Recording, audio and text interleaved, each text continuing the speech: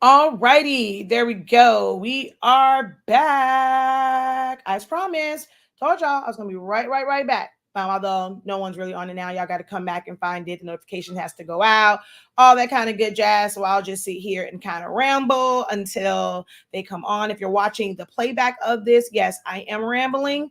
Not really talking about anything just yet because I just got off a live doing a check-in, told them to come back. So I got to wait for the audience to come back, all that kind of good stuff. So, when you're watching playbacks of a live video, there's not a lot of action, not a whole lot of in the beginning, a lot of fluff, and you just kind of skip past all of that. So, let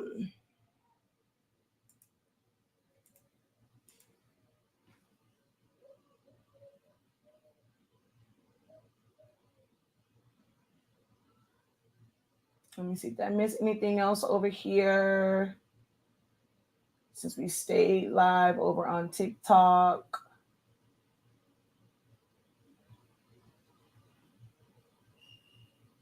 Oh, somebody's content was filtered out.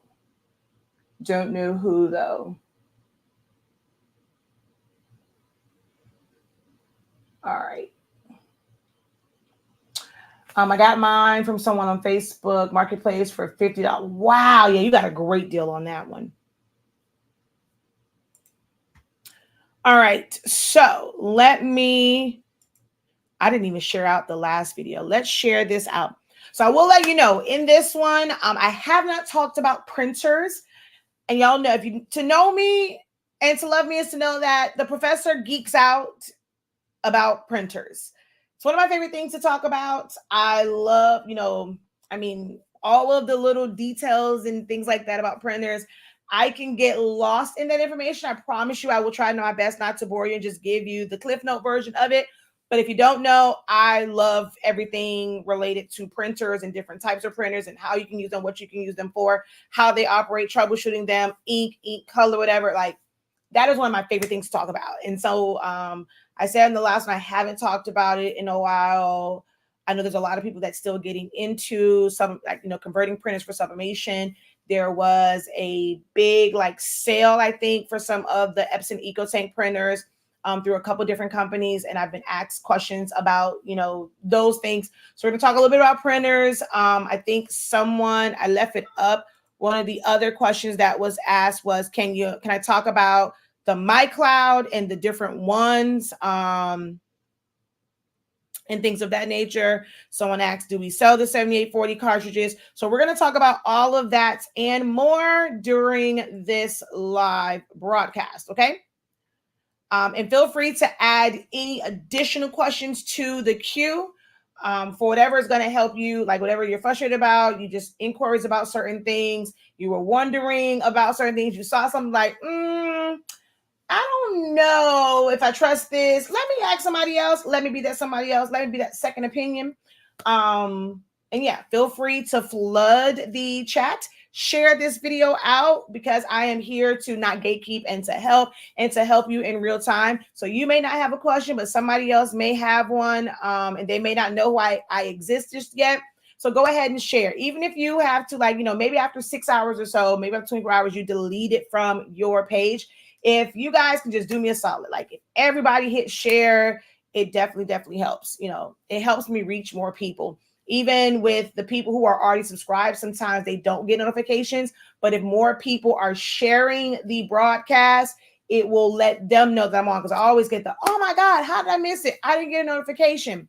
The more that you guys like the video, comment when you come in, saying hello, you hit share, it definitely helps.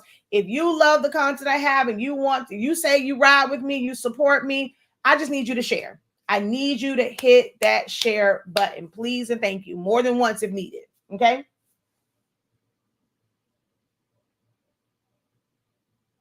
I mean, more than once if you can, I mean. All right, so I'm just going to share.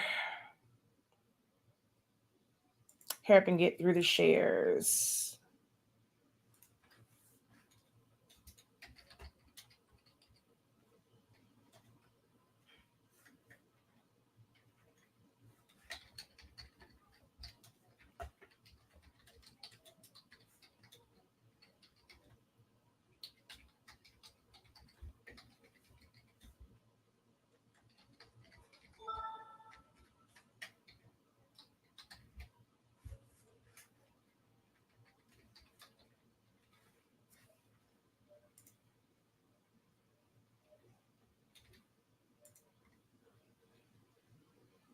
Thank you guys so much for the likes. Yeah, run them likes up. Let's try and get as close. I know we don't have that many, but let's try and get as close to, a couple thousand as we can, to help push it to the FYP to get people in and you can let your fingers rest.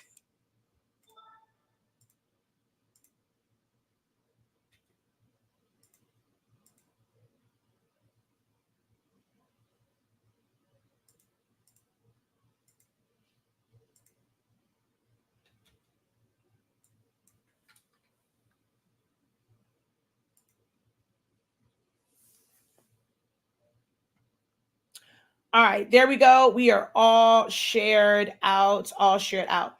Hello, hello, hello. Oh, I need to click on that one. But hey, there we go. Actually, I need to start off and put that one on the screen. So that gives the instructions that I don't have to do it. As you come in, say hi. Let me know where you're watching from. Give the video a like, share, tag a friend, and don't forget to visit. So yeah, I need to make sure I always put that one on the screen when I come on because it gives all of the calls to actions. So definitely need to keep that one on screen. Hello, hello, hello. Incredible afternoon. I really wish I was at home trying to fix my 7720 instead of at work right now. Hello, hello. I would love to know more about your newer printer that you put your ink in.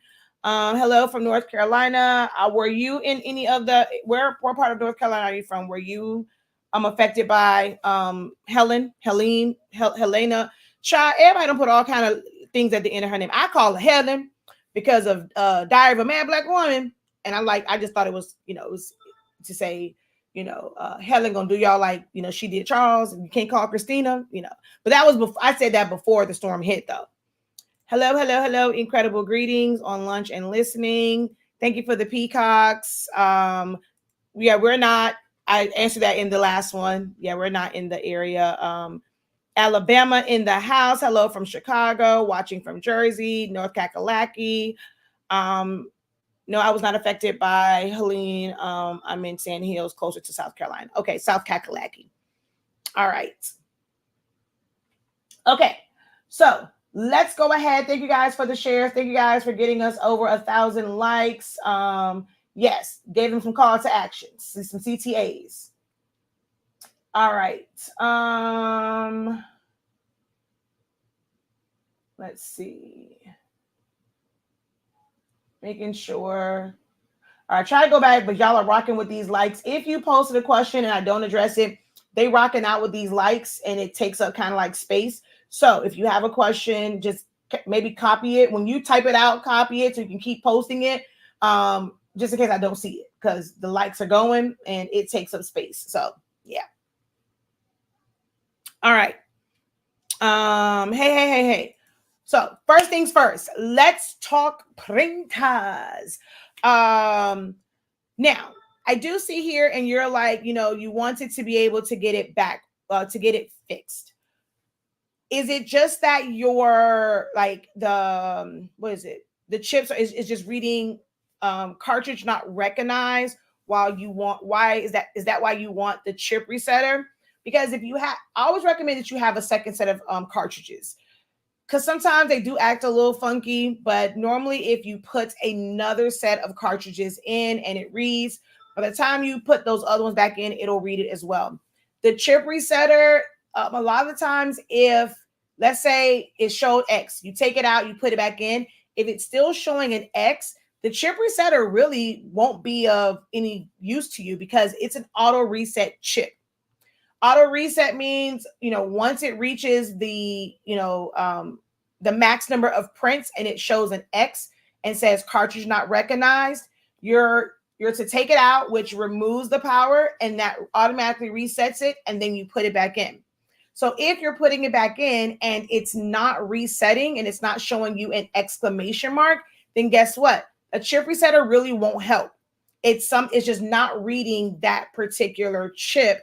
And it technically had already reset. Once you remove it from the power and it showed an X, it should reset. So I'm not sure what's going on with yours. You can let me know like in the chat, like what's kind of going on with your printer that you're trying to fix. And I'll let you know, possible solutions to fixing your issue. Okay.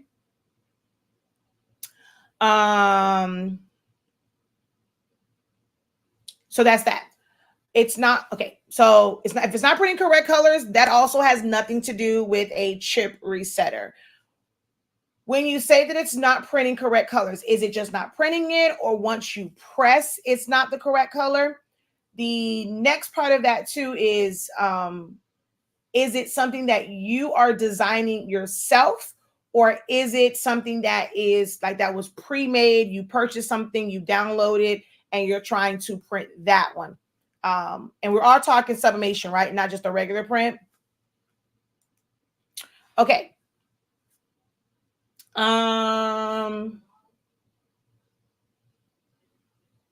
Okay, printers. Sublimation, right? My shirt, sublimation. A lot of people are wanting to get into sublimation, whether it's a shirt, if you're going to make a rag like this one. The other day, I made some bookmarks. Like this can be done via regular print or sublimation. There's a lot that you can do with sublimation, and a lot of people are doing it in-house. Oh, look at my mouse pad.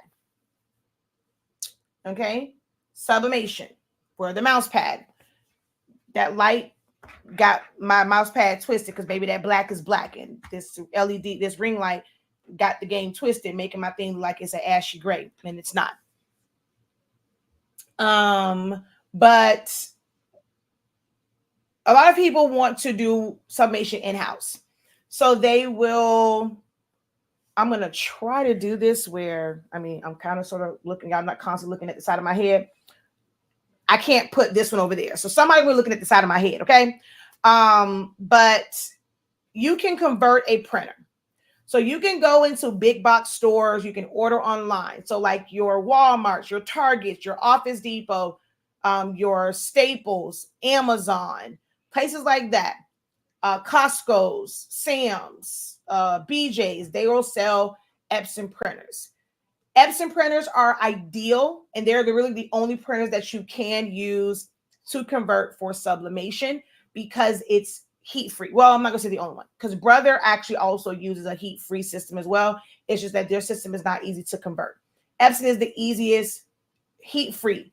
Your HPs, your Canon printers are not heat-free. They have thermal print heads that uses heat to expel the ink. So it's not a thermal, like it's not a thermal printer like a Rollo, but it uses heat to expel it. So they're not ideal for sublimation because in that print head, it kind of like boils to like over 400 degrees, and then it like spits it out.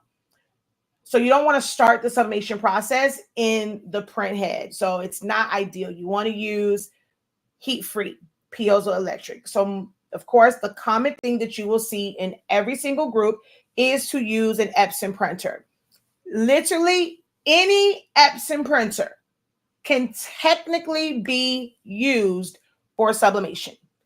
Any Epson printer can technically be used for sublimation. The difference or the issue comes in, you know, if it's a cartridge-based printer, do they sell third-party cartridges compatible with that printer? The cartridges will be the same size, whether it's the shorter one or the longer one. The chip on it is what determines which printer it works for. And they're not always making cartridges and chips because some of these are outdated ones, and it just doesn't make business sense to produce something that people are not like commonly using to convert or using it for like a cheaper ink. It just doesn't make sense to keep, you know, producing it. So some of the printers you'll be able to find cartridges for, some of them you won't. Some of them you'll find cartridges for, but they don't have any chips to them. It's just to hold the ink because you're going to do like a chipless firmware. Some printers have chipless firmwares, some do not. Some cartridges have a single-use chip, meaning once those prints run out, you throw that chip away and get a new chip. You can get just the chip and put it on there. You don't have to throw away the whole cartridge. And then there are some cartridges that are called ARC, A-R-C, auto reset, meaning once they reach zero, they don't just reset just because you take it out, put it back in. There is a process. Once you hit zero prints, and it shows an X, you can take it out, top it off, put it back in. Even if you don't top it off and put it back in, it will read as full and show an exclamation mark. Okay. That's how those printers work. And then you have a chip resetter that you could use to reset your cartridges that are resettable. If it's a single use, you cannot reset it. Auto reset chips can be reset at any time as long as you're using a chip resetter. The old workforce printers, 7710, 7720, 7610, 7620, 7210, 7110, 3640, 3460, some of like those type printers, they use the 252 cartridge, they can be reset. Those are no longer manufactured. You might be able to find them, like someone said, from a marketplace, OfferUp, different places like that. Maybe find them in consignment stores, but you're not going to be able to buy them directly from any store, brand new in a box. They're no longer manufactured. They were the best printers to use for sublimation, for just ease of use. Some people didn't consider filling cartridges easy, but they were still really easy to use. It's not this big deal to use the cartridges. Best ones for maintenance and best for color. Best on price. The newer workforce printers, which is the 7820, 7840, 7310, they use what's called an 812 cartridge. There's no reset option for it. None whatsoever. Never will a reset option come about for those printers. For those printers, you have to change out that chip. Every time it says cartridge not recognized, you have to change out that chip. There is no fixing it, no resetting it, no nothing. No chip resetter. There is no chipless firmware. There is no continuous ink system. Nothing works to just keep that going and going and going. The continuous ink system, if you read the fine print carefully, you will see that they are selling it to you with no chips on it. You still have to apply chips to it and change out the colors. That continuous ink system is just a waste of lines that will back up and clog up, and it's just a tank where you don't have to physically syringe, take the syringe, pull it out, put it in the cartridge. That's the only thing that tank, continuous ink system, that's the only purpose it serves. That you don't have to keep using a syringe to fill it up. It's supposed to keep flowing, but that's not always the case. EcoTank printers can be used. People think that they're the best thing because you're just pouring the ink in. But with EcoTank printers, color accuracy is a major issue because of the type of ink that they use. Maintenance on it. If you get a clog, there is no just pushing air and just pushing the ink through and pushing the air out of your print head. That's not the case. It's your weight. You're going to waste a lot of ink doing print head cleanings, or you're going to try and do a bunch of purge files, which does not work. That's an urban myth. Printing out a bunch of purge files does not work. People are like, oh, whatever, I did it, but I had to print out 50. I had to print out 100. Does that even make sense to you? That you had to print out 150, 75 purge prints to get it to work? It's not the purge prints is working it. It's just that you did the equivalent of basically a bunch of print head cleanings. The only difference is the ink did not go in your maintenance tank, like your maintenance box. It just went on paper, but you have to sit there and keep hitting print and print and print and print. That is the silliest thing ever. And then they try and argue with you. It wasn't the purge prints. I mean, only thing you saved with that, you still wasted all that ink and you wasted all your time when you could have just gone and done a print head cleaning or did a power cleaning and let it sit, and it would have been the same thing. It would have been the equivalent of it because you're still wasting the ink. You're just not dumping it in a waste tank. You're still being wasteful because you're printing it on a bunch of papers. How is that beneficial? But hey, I'm the bad guy when I tell people that. And I'm the bad guy when I go in groups and say, this doesn't work. Oh, it worked. Oh my God, it drives me nuts. I'm okay, whatever. If y'all don't want to deal with logic, fine. Do y'all, boo. I'm just trying to help you out. But certain eco tanks they're just not efficient, especially on the maintenance side. And of course, when it comes to color. People like them because of the cost, but you get less printer. some of these, like let's say like the 15,000, the 8550, what was the other one before that? The print resolution is lower. The print speed is lower, but it costs more than the workforce printers. You get less printer for more money, because although they make it seem like you're getting this ink, like their marketing makes it seem like it's free. No, they're just giving you a bunch of ink up front. But the resolution on it is not. Now the 8550 has better resolution, but like the 15,000, the resolution is not that great, which is why, I mean, your prints change. If you have both printers, you see that it changes. The print speed, people always complain it's slow. Those smaller format printers that you're only paying $199 for, $229, the 2803, 2700, 2850, with all those numbers, like all those small ones, 4700, 4800, all of those printers, they're slow as hell. It's going to take forever. And you can't even print large format. You're printing 8.5 by 14, 8.5 by 11. It's still going to take forever because those printers are slow. Even when you're using plain paper setting, the printer is freaking slow as crap. Okay. But you know, it's easy to fill. That's its selling point, is it's easy to fill, but it's not the best option. To be honest, it's getting to a point like before when they had these, and it was, sublimation is not new. Converting printers is not new, but over the past couple of years, it's become more prevalent. And Epson made a change. They saw how people were using their printers to infringe on Sawgrass's patent, because that's really what we were doing. When we were converting these printers and we're online saying that this is a 13-inch Epson sublimation printer, you were making it easier for Epson to be sued, because technically you're infringing on Ricoh's patent for 13-inch sublimation print. Why? That's why Epson has never come out with one. Epson did the 8.5-inch one. They did the 24-inch one. Epson is one of the biggest names, and they like their print head is in so many other types of printers, the DTF printers, all of those. But no one ever asked themselves, why did Epson never come out with their own 11-inch, 13-inch white printer? They can't. They would infringe on the patent of another company. And so as a big company, like, you know, we do all the time, we don't care. Most of us, you know, you're going to go and still print out your Mickey stuff. You don't care about copyright and trademark and patents and this, that, and the third. You're still going to do what you do because you're a crafter.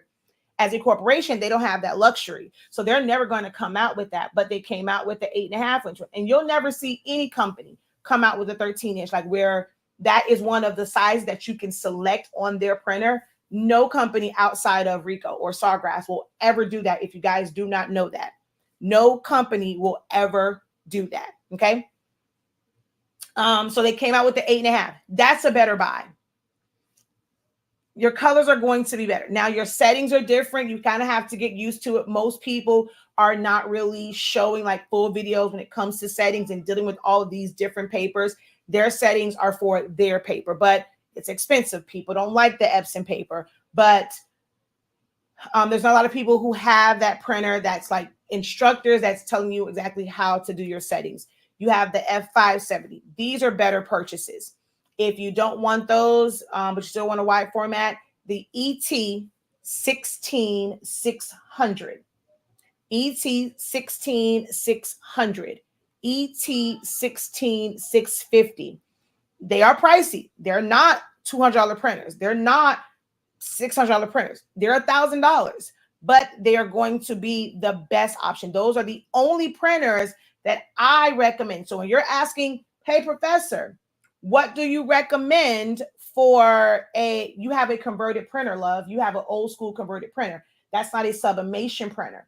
Epson themselves will never make a sublimation printer. So that's the thing too. People will say, oh, I have an Epson sublimation printer. No, you don't. You have a printer that you converted for sublimation. Even for EcoTanks, you're converting those, but they're not actual sublimation printers. But people ask, what do I recommend? Yes, there's a bunch of printers that you can use, but if you're asking me what I recommend, I'm never going to recommend a conversion printer outside of ET16600, 16650. If that's outside of your price range, I have nothing to do with that. You ask me, what do I recommend? I'm not giving you an affordable option. I'm not giving you a budget friendly. You ask me, what do I recommend? The ones that I recommend are $1,000. If that's outside of your budget, you can go with one of the other ones. I'm still not recommending it. I will inform you. Like I said at the beginning of this, every Epson printer, you can pick any Epson printer that you want. Some of them are not worth the money. Some of them are still 8.5-inch wide printers, and they have features that will not benefit you in sublimation. Any printer that offers, like an EcoTank printer that offers duplex printing, that doesn't benefit you in sublimation. Any printer that has an ADF, automatic document feeder for scanning, that doesn't benefit you in sublimation at all. Now, if you need that for your business where you want to be able to scan things in and just want like a faster scanner because you're just going to scan it to the computer to use it for business, scan your receipts. Okay, you get to have that printer. You're not printing it out, but if you want a faster scanner to scan in receipts, scan in documents, stuff like that, hey, kill two birds with one stone. Get you one of those printers that has an automatic document feeder. You're going to use the automatic document feeder just for documentation, but you're going to use the printer to print. Duplex printing, they charge more. It's like from a printer that doesn't do duplex printing to a printer that does, it's like $100 jump. And then if you add the ADF, that's another like $50 jump. That's $150 that does not serve you. Like it's no improved printing, no improved speed, no nothing. To go from the 2803 to the, what's the next one? I think it's like 2850. Like it can be on a server. It can be like it's an Ethernet cable. Some of y'all are just gonna do Wi-Fi. That feature doesn't benefit you. You're not in a small office, whereas a bunch of people need to print to this that are far away, and you have to connect via Ethernet to a server. That doesn't serve you well. So paying extra for those printers and those, like, because that's the only new different feature, you're wasting money doing that. Just because it costs more doesn't mean that it's giving you better quality. Okay? So we're at a point now, because it's become so prevalent to convert them, they're not making it easy to convert. So I'm at a point now where I say, get an F170. That's a true sublimation printer. If you can swing it, finance it, look for companies that have a firm and things like that. Get you a F570. Sawgrass, I do have one. Do I like it? No. Do a lot of people love it? They live by it? Yes. It's just not my personal favorite. I need to turn it on and use it because I'm probably going to dry up my damn print head, and that's going to just be a waste of $500. But I have a Sawgrass. It's just not my preference. But if you want, try it out. Like, some people love the Sawgrass. And they have the 500 and they have the 1000. If you want to do 13 by 19 print, you have to buy the 1000 plus the bypass tray. So you can't just do 13 by 19 on that $1,000 Sawgrass printer. You have to buy a bypass tray that's an additional $125, $150, somewhere in there. Okay.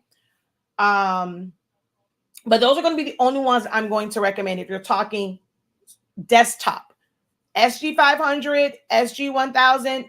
I got it, but because I have paper, but it's not one of my favorites. Not something that I really use.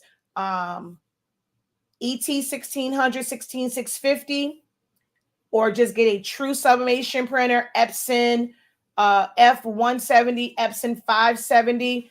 I know about the Brother one. I haven't done like enough research on it. I've done a lot of research. There's nothing special about it. It actually prints slow as hell. So, the print speed of it alone, like for it to be a true one, is a turn off for me. But that is an option for you as well. Because I think it's priced lower than Epson's 8-inch printer.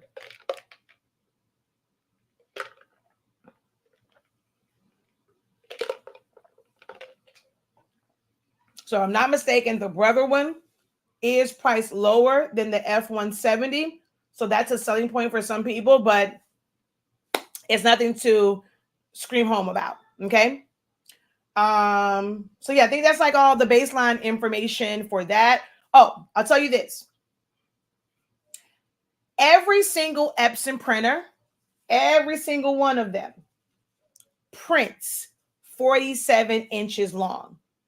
So you are able to use longer. Some people get that small one and think that they only can use 8.5 by 11 paper. No, you can use 8.5 by 11, 8.5 by 14 inch sheets. So you can get the legal size sheets from our website, shop.hsink365.com. You can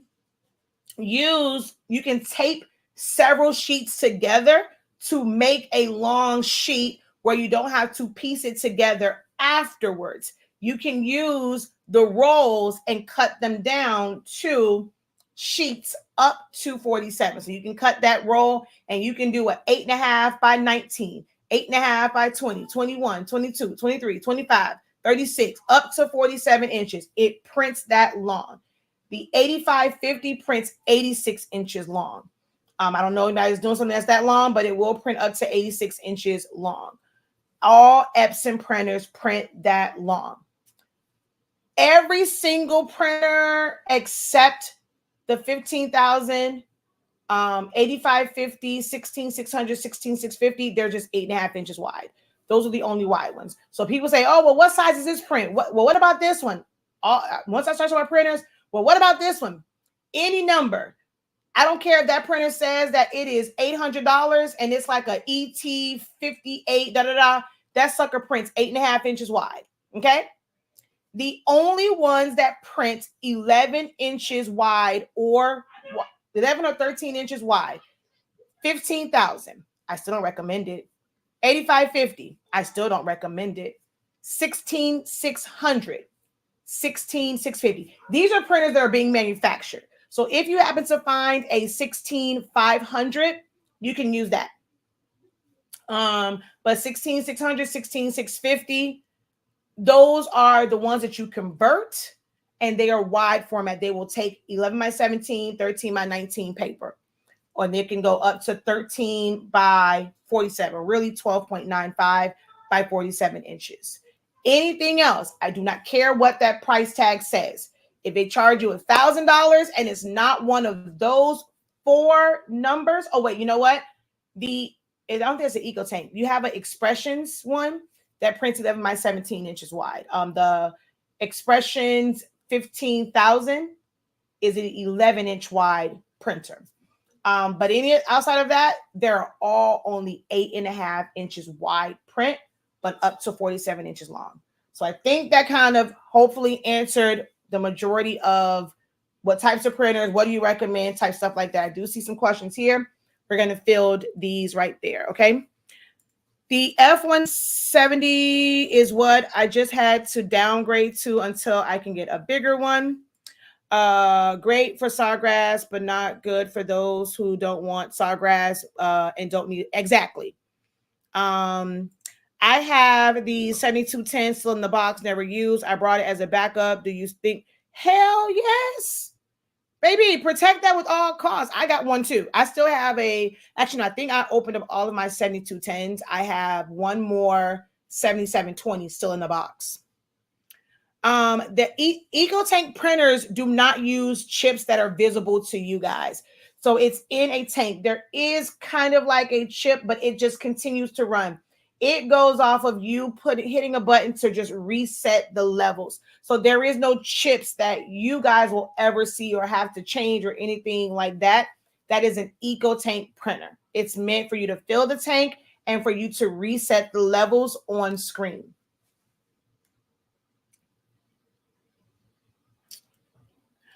I received a message on my 4700 that said something about approaching some type of limit at work. Can't check it, but made me think about the tank with the sponge that fills up when you do the cleaning. Yes, that's what it's saying. So it'll tell you your maintenance box is ending it's coming to the end of its like life cycle. Now, the 4700 is one to where it can be reset, if I'm not mistaken. So you just have, so like all of the smaller ones, the 2803, 2700, 2850, like all of those, you can buy a maintenance box because technically the maintenance box is really the same for all of those printers. The issue is there is no option on those printers, the 2400, all of those, there is no option to go in there and say, I have replaced my maintenance box. So you can buy them all day long and you're going to put it in there and it's still going to read as if like it's not. You have to buy an addition, like you have to buy something separate. It's from a third party company. It's called a waste ink counter resetter, or it's like WIC like reset. So you have to pay for that. You have to go through this process to install this thing on your computer and all these different things. And then the printer has to be connected and it will reset the printer, like externally, it will reset the waste counter because there is no option to click on it. So it's basically accessing, like if you had to take your printer into, like you gave your printer, you took it into a print shop, or let's say it was under warranty, you were able to send it to Epson and they refurbish, there is a way for them to reset it internally. So they would reset it. They're going to do a new print head, all that stuff, and they're going to put it in a box and say, this is a refurbished printer. So when you purchase that waste tank resetter, you're doing what they would do anyway to refurbish it. You're resetting it on like internally. I'm on the back end. And once you do that, now you just print as usual. But the higher end ones, they are able, like you're able to just change it out, but you still have to go onto the screen and say, okay, I want, like, you know, I'm resetting, like I put a new one in and then to reset it. I believe the 4700 one, you are able to change it out and reset it. Okay, so not printing colors. I'm doing a print page with different colors. It prints pink, blue. I have a pic of the paper. Okay, so that has nothing to do with that. What you need to do is a nozzle check. A nozzle check will print out lines. I don't have one over here. It will print out lines. It's going to let you know what color is missing. So if it's, let me see, if it's printing your pinks blue, that means that you have no magenta. Technically, a little bit of every single color kind of mixes in whenever you're printing.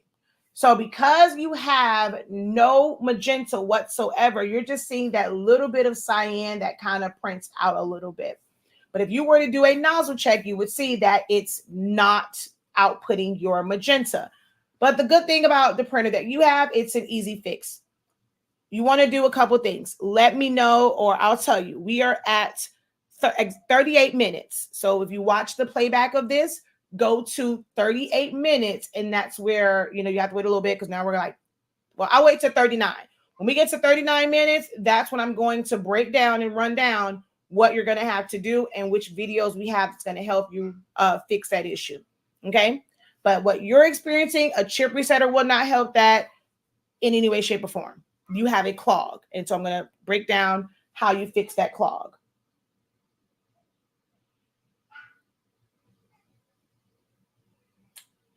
Thank you for whoever shared. Someone joined via invite. Thank you for whoever shared. It's not showing me how many shares it was, but thank you for liking the video and sharing. We can do a little bit better. Let's double tap the screen. Let's get over 3,000, please.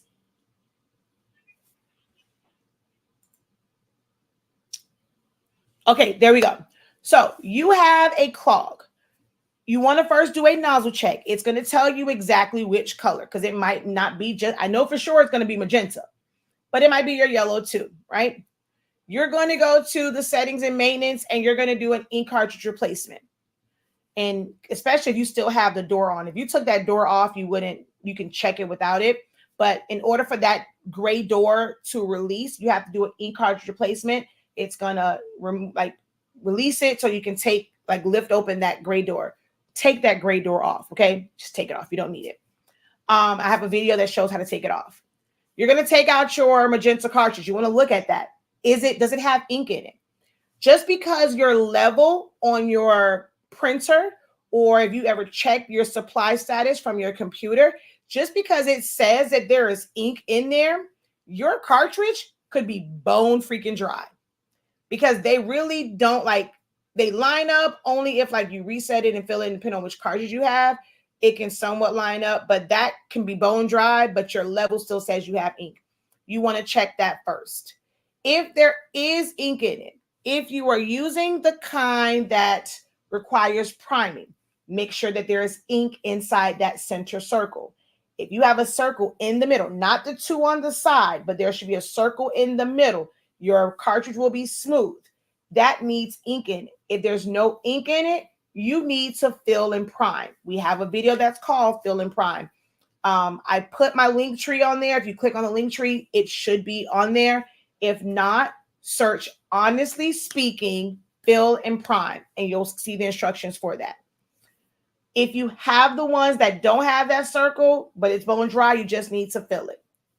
Now, once you go and you fill this cartridge up, you prime it if needed, you need to push the ink out.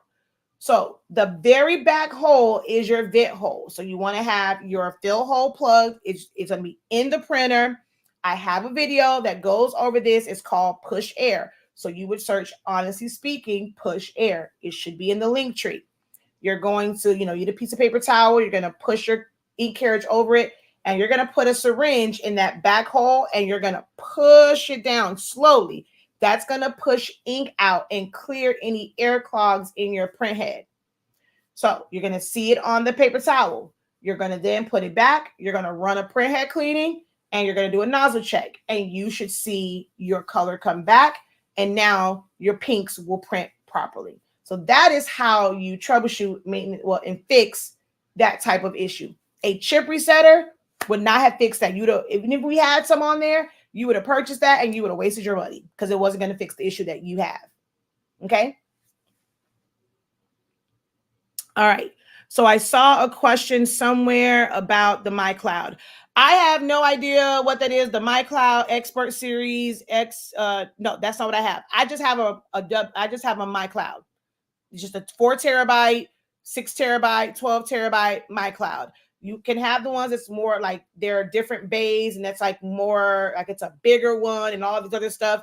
You don't need all of that. Just get you a regular MyCloud Home. MyCloud Home. 4, 12, 16, 2, any of those. That's all you really need.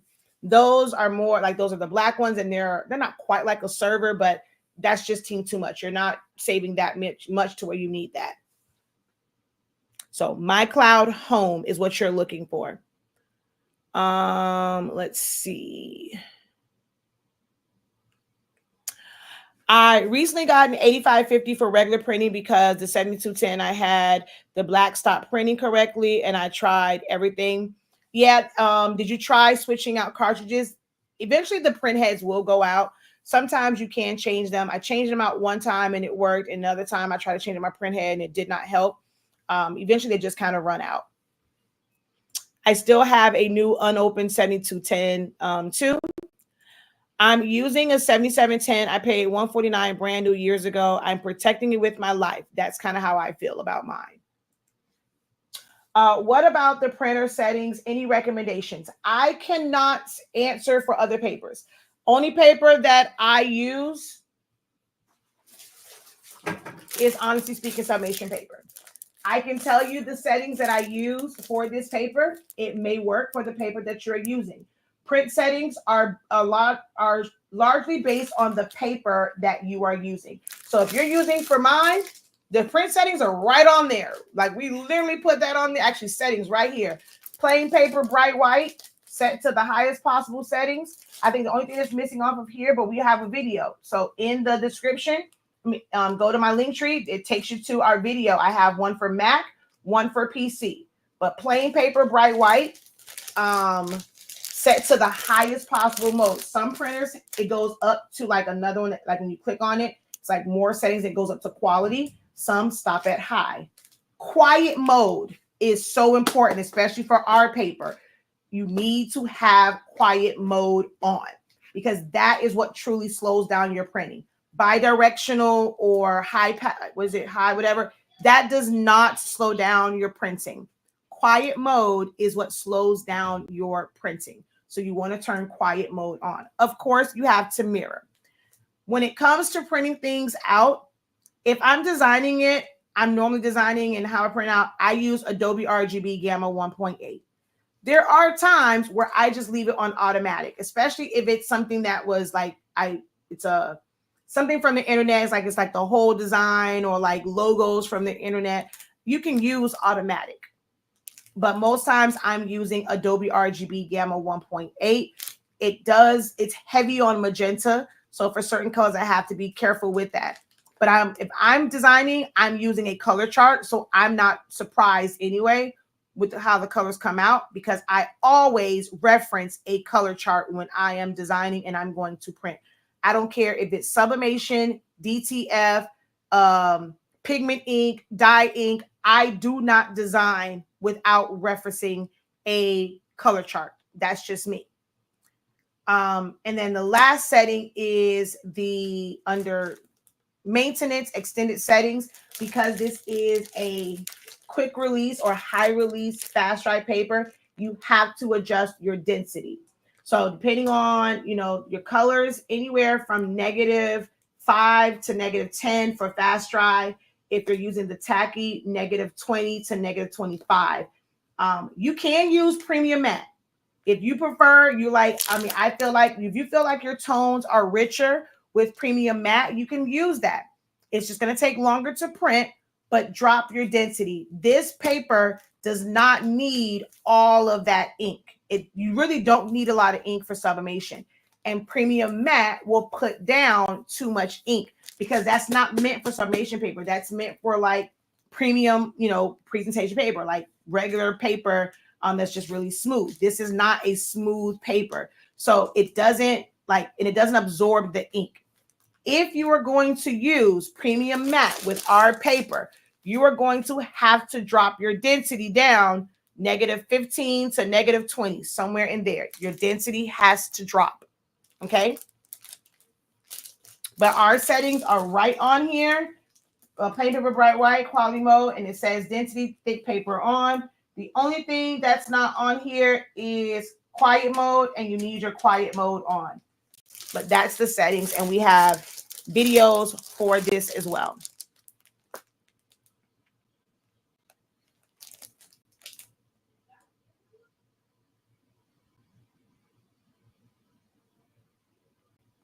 Now for Sawgrass, I'm a child. I barely even use that thing I wrote some things down. I don't know what I did with my paper. And then I don't really have recommendations if you're using the F170 or the F570, because I don't own one of those. So I don't really know like the settings. You have to kind of ask in the group for somebody that has that printer and using our paper. I don't have space for another printer, and I'm just not trying to spend the money on another printer that's just going to sit like my Sawgrass is sitting. I love my Epson printer. Until they do me dirty or I run out of them, I'm going to use Epson. Now, once these burn out, then I will probably have a 16. I don't really need a 24-inch printer. To me, that just doesn't fit my needs. If anything, I'm going to get one that's a 36 or 44 if I need a larger one. The 24-inch is just unnecessary overkill, and it's overkill for what I would normally do and not big enough for what I would like to do. So I don't plan to get one. Now, if it's ever gifted to me, by Epson or whatever, I'll gladly take it. I'll find a home for it in this space, but I don't have the space for it. So I'm not going to buy a printer just to buy it. I've done that before. That's how I got the Sawgrass. I got the Sawgrass to appease people who had the Sawgrass, and I don't even use it. Now, should certain things happen with mine, the first printer that I would look into is getting a 16600, 16650 printer, preferably the 16600, because I don't see the purpose of paying an extra $130 just for it to print 2 pages faster. So I would look into a 16600, 16650. If I had to buy a printer right now today, that is the printer that I'm looking for, 16600. But yeah, I'm not going to buy it just to buy it. Which Epson do I use the most? I only have 7720s.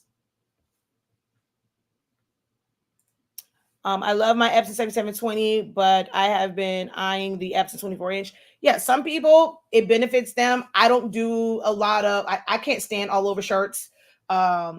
I'm not that person just in love with them. Some people got into sublimation. That's what they desire. Oh my God, I really want to learn all over.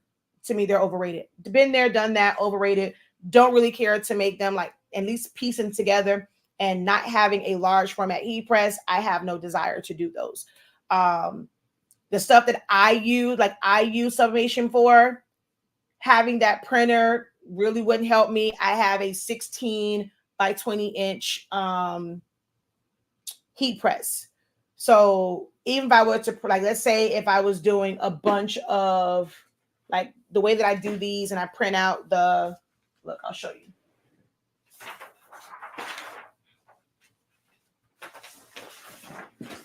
So 13, all on the floor. 13 by 19 works for me, right? So I can go print this out. I can do multiple units on it. It's going to fit perfectly on my 16 by 20. If I had 24 inches, now I got to cut extra shit down. Ain't nobody got time for that. If I wanted to print longer, like for my stalls, all of the printers print 47 inches long. I'm going to cut me a piece down, put it in there. I'm able to do my stalls.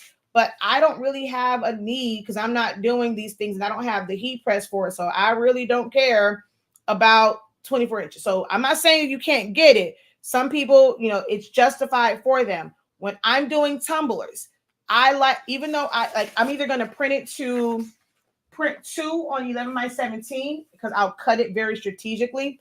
But I prefer to print onto 8.5 by 14, 8.5 by 11, or even 8.5 by 14 inch paper. For my tumblers, I really don't like to put 2 to a page on 11 by 17. I like to print them 1 by 1 on either 8.5 inch by 11 or 8.5 by 14, depending on which one I touch first, because it just makes it easier to set all the stuff up for wrapping it without doing all that extra stuff. So yeah, I personally don't have a professionally and personally don't really have a need for a 24 inch one because I don't want to have to cut down. That just adds to the process. Some people think, oh, it's a gang. That's the thing. I don't like DTF gang sheets either. Don't care for them because I don't like cutting all that ish down. I like screen print transfer. They come pre-cut, ready to apply. I don't care for DTF. I mean, I use them, but I'm like, ugh, every single time I get them because cutting them down takes up time. So I'm just not, that's not something I'm just like, oh my God, yes, DTF, game changer. I see DTF as a headache. It's a pain in my ass, okay? Is the 16600, 16650 a recommendation for business printing if you aren't doing sublimation? You can use any printer. Like, no, I mean, that's overkill. If you don't need a wide format printer, like you can use, like for that, you can use the 8550. You can use the 15. Well, yeah, you can use the 15,000, especially if you're using coated paper. Would I pay $1,000 just for like regular printing? Like, I don't like it that goddamn on much. I mean, if I had it, I would use it. But there are other, like options, and depending on which paper you're using, really any printer will work. So no, I'm not going to say that would be my only recommendation for business printing. Really, any printer. This makes so much sense. I just recently discovered printing custom sizes on my Epson. Hey, Sparky, how are you? Hey, Miss Cheryl, how are you?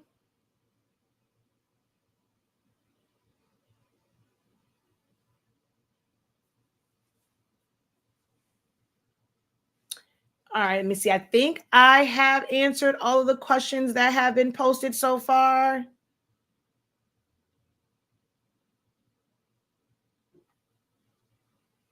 Hola. I think I've answered all of them so far. If you have additional questions, drop them in the chat. No question is off limits. Other than my bra size. They ain't any business. They big. And well, just say nothing personal, okay? I ain't giving you my social. I ain't giving you, of course, nothing personal. All things creative. You can ask some questions, okay?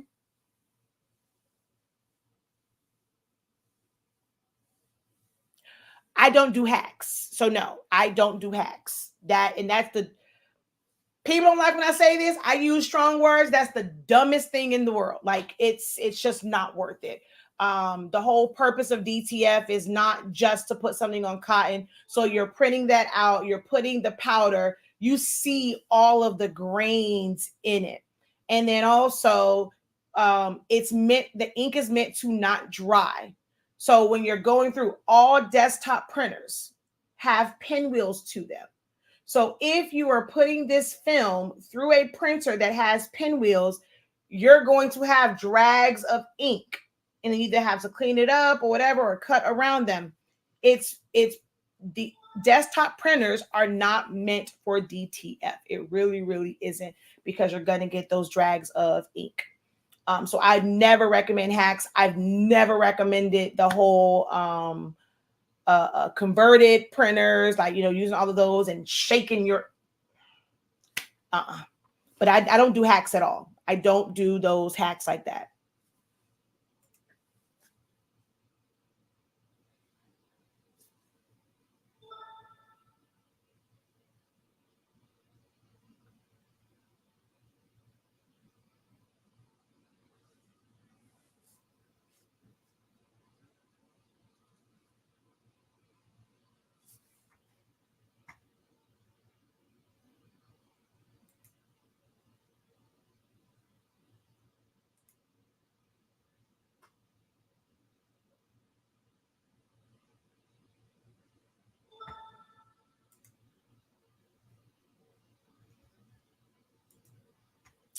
I hate to see people recommending those hacks. Yeah, I don't do them.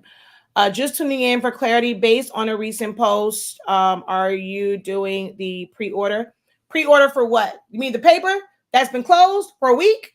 Now I plan, like, I will try and do another one, but we've had pre-order. Or are you asking me, am I going to place the order? Now, there are ones where, like the 13 by 19, I'm still waiting to hear back, because I can probably order, like, I mean, I won't be able to put any branding on it. Like, they would literally just send me just a regular case, and I would have to, when I put it in the box, it would just be the cover sheet that we have. They won't put like our cover sheet in it, because it's not justified in it. But 13, I'm not sure if you were someone that had 13 by 19. Now the rolls and stuff, we definitely had enough for the 13-inch rolls. We did not have enough pre-order for the 24-inch rolls. I'm still waiting back to hear from them on what they're saying as far as fulfilling that order, because we did not meet the MOQ. But yeah, so I'm not sure what part of the pre-order. So we did the pre-order. It lasted for 2 months, and y'all decided not to get certain things. So what's my favorite dark transfer paper? Jet Pro 3G. If you're talking about just like the regular that you can print in a standard printer, Jet Pro 3G. Now, is that my favorite option for doing dark shirts? No, but Jet Pro 3G would be the printable transfer that I would use.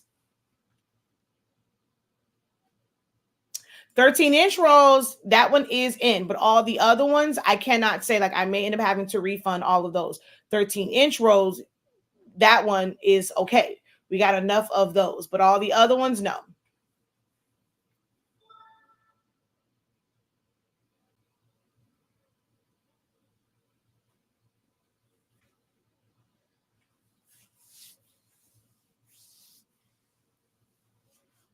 All the other ones are not guaranteed. And rolls don't require branding, so that one should be an easier one. It's the sheets that's the issue. My way of doing dark shirts is going to be screen print transfers, DTF transfers. If I need to do it in-house, I do have a Roland BN20, and I can, do the printable, like actual printable HTV transfers, or I'm going to do sublimation to EconoSub vinyls, or to Caesar glitter vinyl. So those are ways that I do darks. I don't have a preference when it comes to those. It just depends on the design and how many are needed and how much time I have. But I don't have a specific like preference when it comes to which one of those methods I use, because I use them for different reasons. When somebody wants a little shimmer, we're using glitter. If it's for kids, I prefer to use the flock from Econo Transfer, their Econo Sub flock. When I want a little, like I want a lot of shine, I'm using satin. When I want just a little bit of shine, I'm using twill. I don't really care for the vinyl one, and the fabric one can be a little bit difficult to cut. You have to have a fresh blade for that. So I don't use their vinyl very often or their fabric, but their flock, their satin, their twill. And if I want something nice and bold, if it's for a hat, it's for like a patch, like I like their brick. So I use them all for different reasons. So I don't have a preference one over the other because they're, like I said, they're for specific reasons. But any of the Econo transfers, Econo sub products, you can use the code The Professor for, I think it's 10% off. Caesar Glitter HTV, DTF, and screen print transfers are my go-tos for colored shirts. So I've been super, super busy. It's not that, so I will have the paper available. It will be for sale, but the price to the general public is going to be extreme. It's going to seem extremely high. Those who are in my creative lounge will have a code to get it at a more reasonable price. It's just that I do a lot of other things. So it's harder to push the product when, like, it was easier back in the day. Like, I'm doing videos and, you know, every single day showing something with sublimation and people were buying it. But now with the HTV Rons, the hippos, like, y'all want to buy stuff from Amazon because it's quicker, it's free shipping, it's those things. Y'all aren't supporting small businesses. I just don't have the energy to keep trying to do videos every single day. Basically, at that point, it feels like I'm begging for sales. But even with all of like the marketing, or I have to run a bunch of ads. And even when I was running ads, people would come on my ads asking on my ads about hippo and all these other things. And that just got annoying. So I'm like, I'd rather sell to the people who know me. Hey, if you're already buying it, I don't have to sell you, convince you on it. You know that it works. I just don't I'm just over it at this point. Great product, but you know, people gravitate to the common names, and it's just annoying at this point, like, to be honest. So our goal was to make it where it was just an exclusive brand, and it's available to those who are within our network. And if you, however you enter our network, you will have access to the paper at a discounted rate. But those discounts were only going to be available because I don't have to convince those who are in our network. They know that we're thebomb.com. So that's kind of like when you saw those posts about that. It's just that I've been focused on Creative Lounge, you know, still doing a lot of stuff for myself. I have not had a chance to go in there and change everything. But trust and believe, it will be changing, even if it's not until the end of the year. And I'll start, like, I thought about that too. And I talked it with my business advisors to wait until the beginning of the year, because people are going to be, there's going to be an influx. We don't run Black Friday sales on paper. So there'll be an influx of people that need it for all of their holiday things. So, you know, it was advised to me by the business advisors just wait until the new year. I'm still debating on that. But we'll see. But at some point, it'll still be, the website will still be up, but to the average consumer, it's going to seem like I've lost my ever-loving mind with the price. But those who are in certain networks, they will have discount codes to make it a more reasonable price.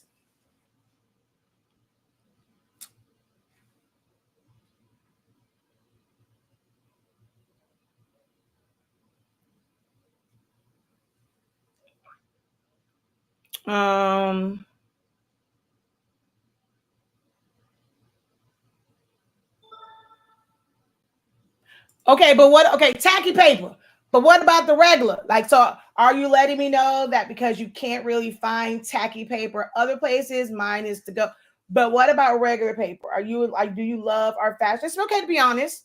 It's like, hey, I like your tacky, but I use a different brand for regular printing. I mean, I like honest answers. It just kind of probably also confirms that. I'm just over it. What is your take on Easy Subli and Forever Flex? Forever Flex, that's the one for, that's not a sublimation one. Easy Subli. I'm just not like I said, I love Econo transfer products. Easy Subli, The reason why I didn't like it, I tried it when it first came out. I preferred it when it first came out. It was a lot easier to cut, but I guess people were complaining about the thickness or the feel of it. And it was like it still felt like plastic. And then they changed the makeup of it. I did not care for the newer version of the Easy Sub when they made all of those changes to it. You cannot print directly to it if you have an Epson printer. Even if you have a Sawgrass printer with the regular Sawgrass ink, it still leaves streaks in it and doesn't dry. If you are not using the Easy Subli ink with the Easy Subli, it's not an enjoyable process to print directly to it. Now, you can use it the same way that you would sublimate to glitter HTV, to like other like sublimation HTVs, where you would cut it out, put it onto your shirt, take the sublimation print, put it on top, and press it. You can still do it that way. I have several shirts and several items where I use Easy Subli. 6 months to a year in, it's blurry. It's not as sharp it was the day that I pressed it. So it's just something about that material where over time, the gases are still like releasing somehow. And every last one of the ones I have done, they are blurry. So I'm just not, long term, I'm not a fan of the Easy Subli product. I came across Econo Transfers and I absolutely love their their Econo Sub line. And the fact they have so many different options.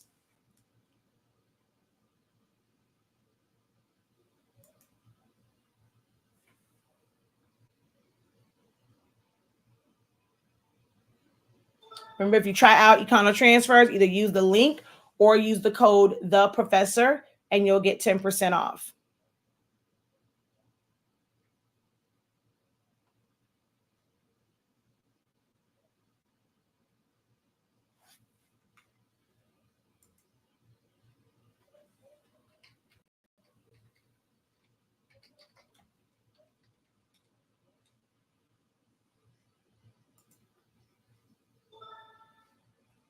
Yeah, because that stuff was like the whole, like the no cut, like, and that was more so like their white toner type stuff. So I didn't realize they had a sublimation type one. So.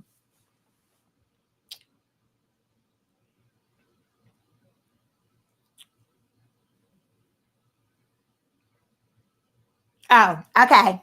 Yeah. Ew.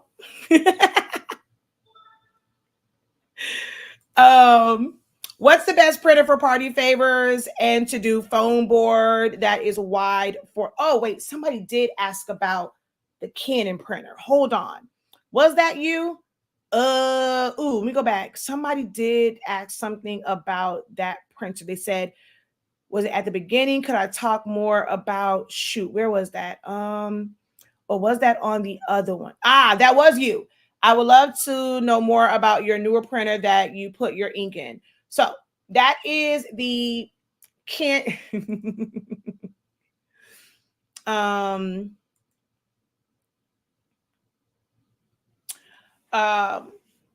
the Canon TC20 is the one that I have. They also have a TC20M. You don't have to pay the extra money because that just has a scanner and all that stuff on. You don't need that. So I have the Canon TC20, which, thank you for reminding me. I have no idea what happened with mine because it was working, and now when I try and load paper, it just gets stuck. So I actually need to contact Canon or either contact Assurion to put in a claim to probably get a new one. But my Canon one is no longer working. I even got because you have it's hard to find paper that's made for that because it's a 2-inch core. So I had to buy a bunch of 2-inch cores. And I had to cut them down because they're actually, like, they say they were 24, but they came and they were like 27 or something like that. So I had to cut them down and I did all of that. It's not meant to hold heavy paper. So I have to like recore all of my different papers. And that was annoying as hell. But right now I'm experiencing some issues with that particular printer. It's hard to find paper for it. So you will need to buy the cores and then cut them down. And you would have to, like if you buy the bigger paper, you're going to have to tape it down and you're just going to have to wind it up there to only do about, I would say like 25, 50 feet, like basically split them in half. Because you cannot put that whole thing. It just weighed it down and it was always just an issue with trying to do the full roll. So that's kind of my takeaways from that one. I mean, it's a decent print, especially when you're like the settings are different when you're printing from the roll. And I really have liked those prints. From the tray, not so much. But if you're printing on the roll, beautiful, beautiful, beautiful, beautiful print. So that's the TC20, Canon TC20.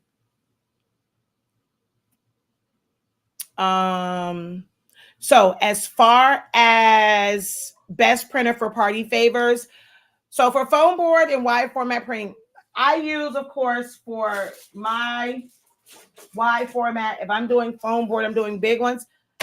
This is a $6,000. This is from a $6,000 print. This is from my Roland BN20. Hold on one second. Makai Jeremiah. Can you bring me the Carmax off your dad's desk? My lips are dry and I look like homeboy from New Jack City. Huh?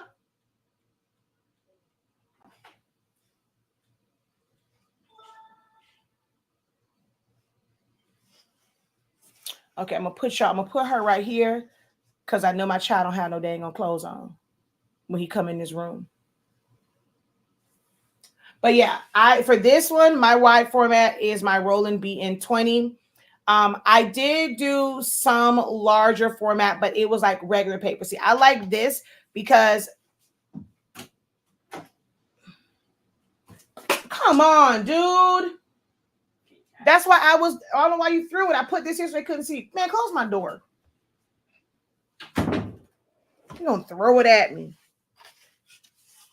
Now, where'd it go? I'm gonna bust that kid upside his head. Oh, okay, I see it. I'm gonna bust him up.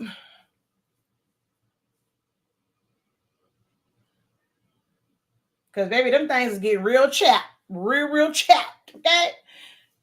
Look like I was eating powdered donuts. Ooh. But because this is adhesive and I can just put it on the foam board, this would be my preference, okay? If I'm doing larger prints or I'm going to outsource it. I don't have a problem outsourcing. I outsource all the time because mine only prints 18 and some change inches wide. So for anything bigger than that, like wider than that, I have to outsource it anyway.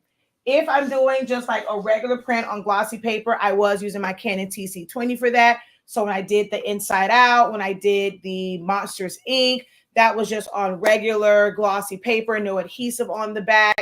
I used the regular one for that. I did purchase, it's kind of the same. It wasn't matte. It's the glossy version. Where are these? There was a calendar type vinyl, which is like what this is for the glossy.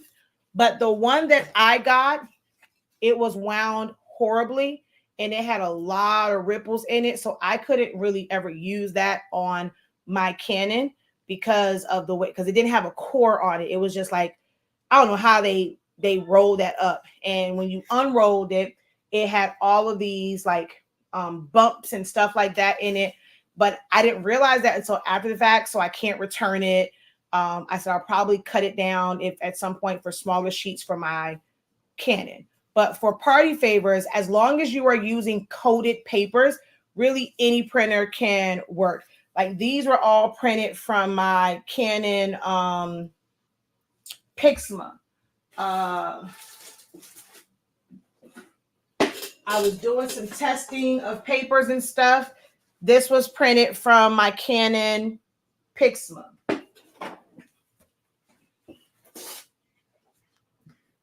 I was showing you guys these. These prints are from the Canon Pixma. So for party favors, really any printer can work. The type of paper you use is what's going to be most important.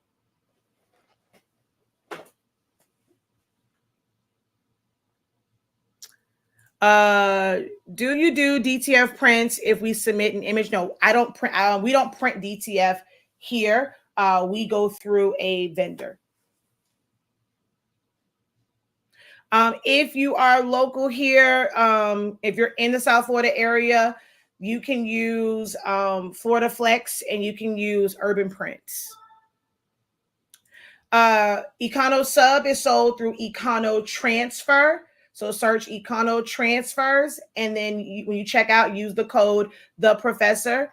I'll put the link in the chat so you can click on that. Just you have to make sure that you use the link. It does give me credit for it. Econo Sub. So that's an affiliate link, but if you use the code The Professor, you will receive a discount. I'm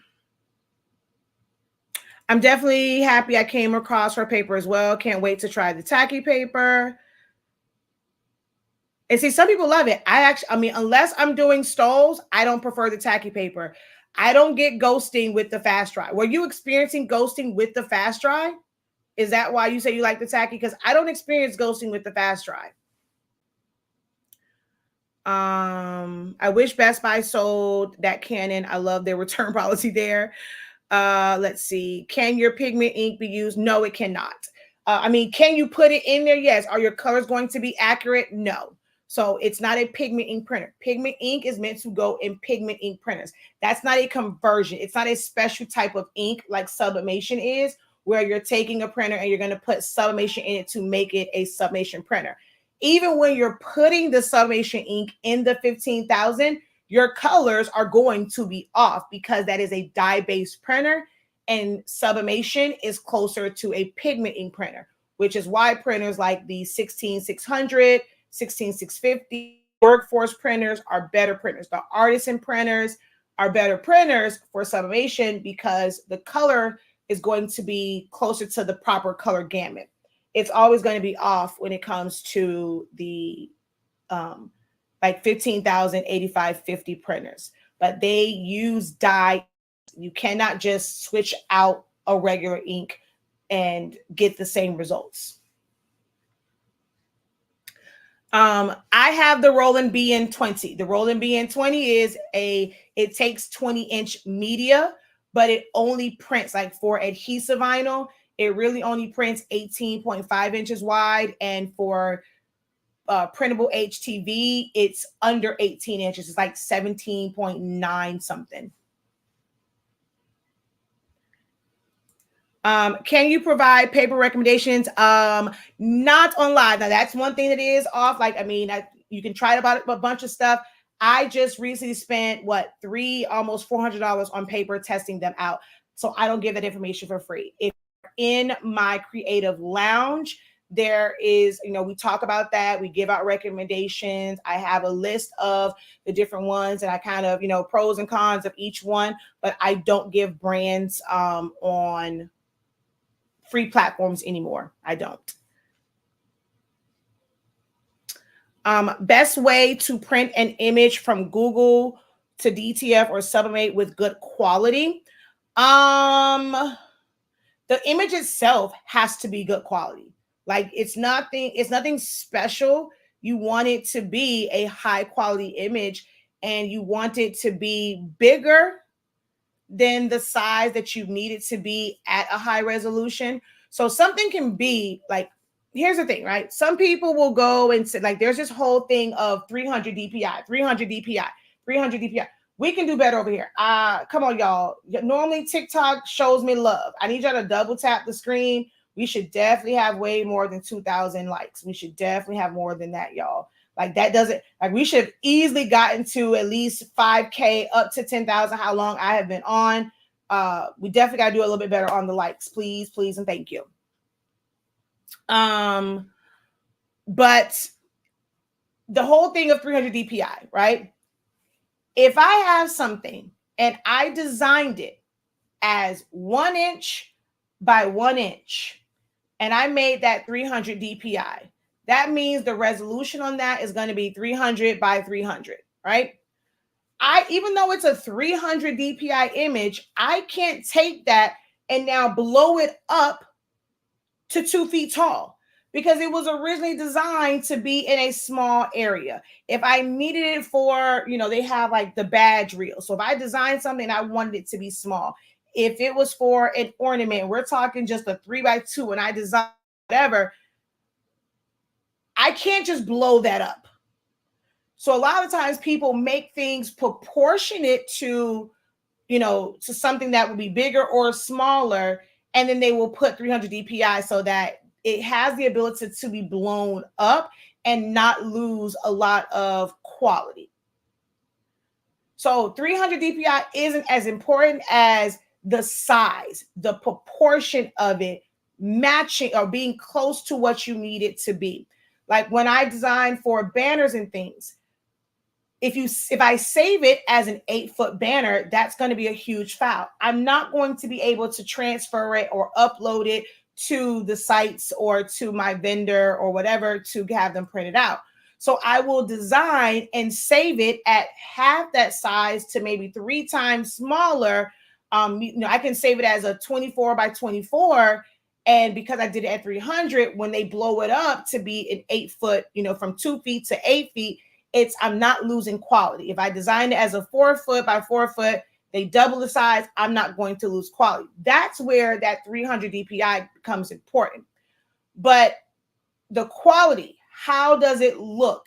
Is it blurry? You can take something that is a horrible quality, set your design page in Photoshop to 11 by 17, 300 DPI. But if I'm taking that horrible quality and putting that on that page, just because that design page is set to 300 DPI does not mean that it's going to instantly improve the quality.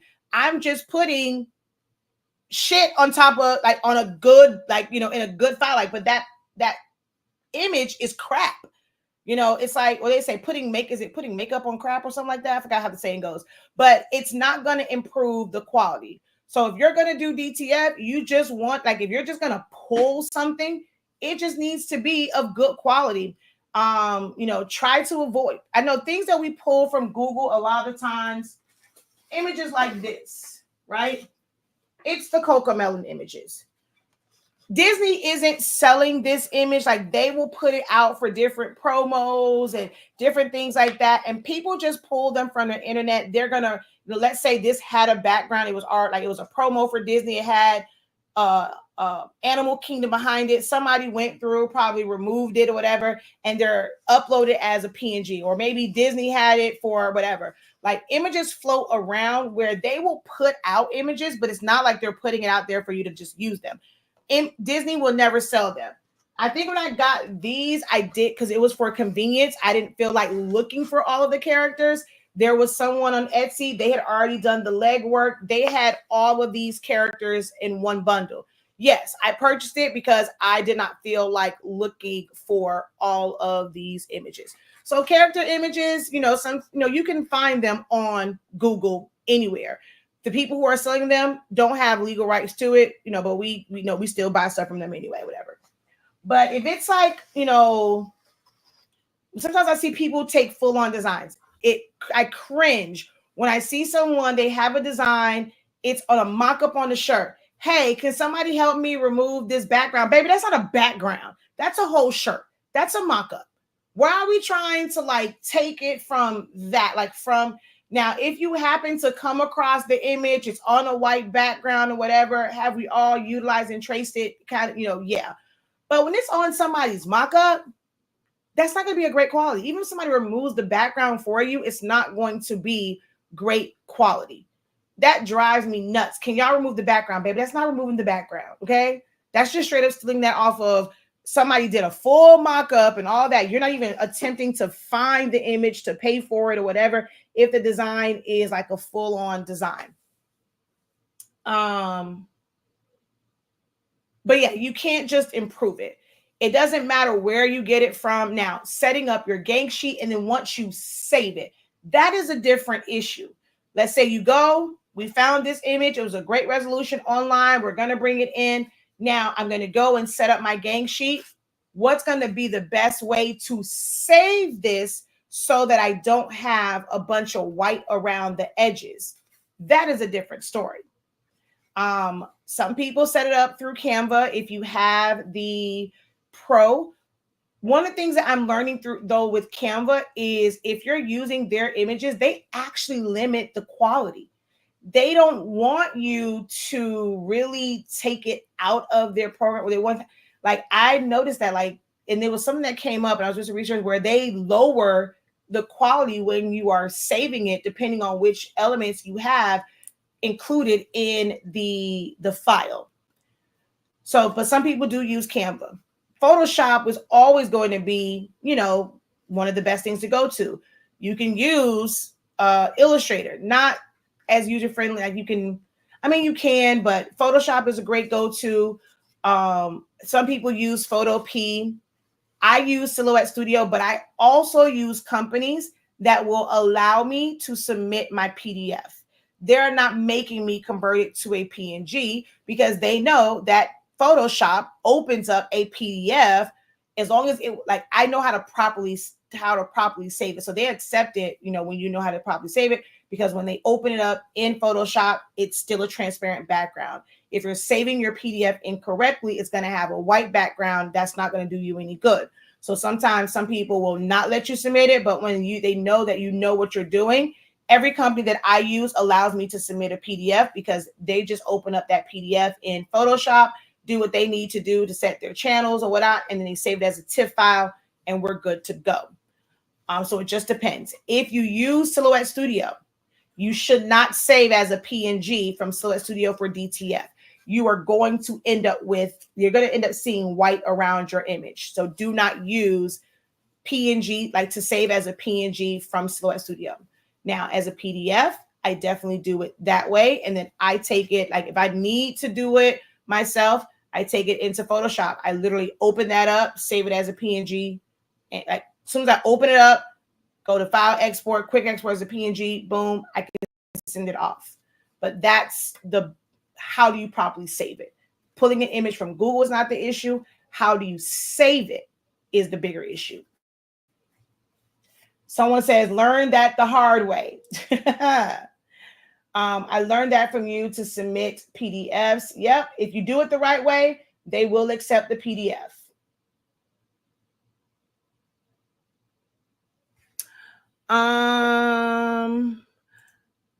I have the 16600, got a second printer for regular ink. Yes, the 16, I mean, it's a decent printer. I mean, I wouldn't necessarily pay $1,000 for that particular printer because there are other options to pretty much get the same results.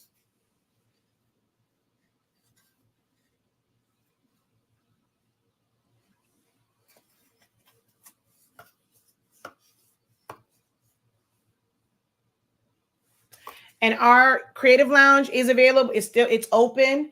You can try it out for 1 month. It's $36.50. You can try it out for just the first month. If you don't like it, it's not beneficial for you. No obligation to stay. You will get access to certain playbacks and things of that nature.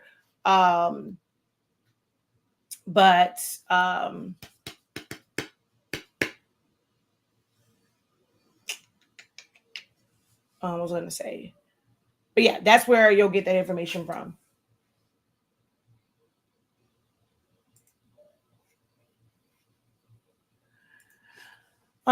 Do you show more of this? Show more of what? I'm not sure what you mean. Show more of what in Teach It Essential Silhouette Studio?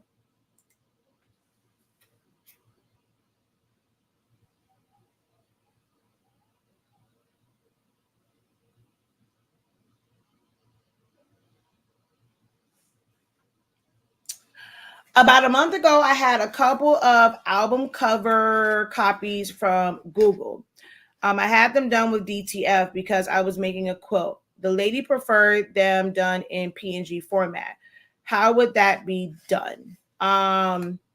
So it's not that, okay. If you are doing a gang sheet, let me see, do I have,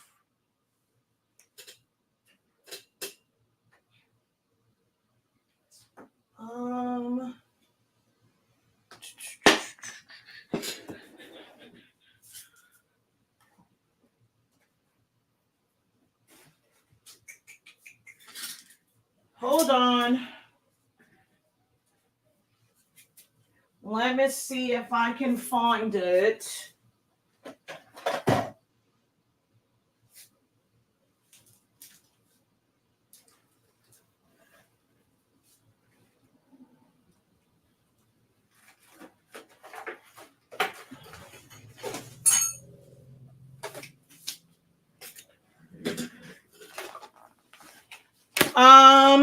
No, that would not be that's not what Essentials is for.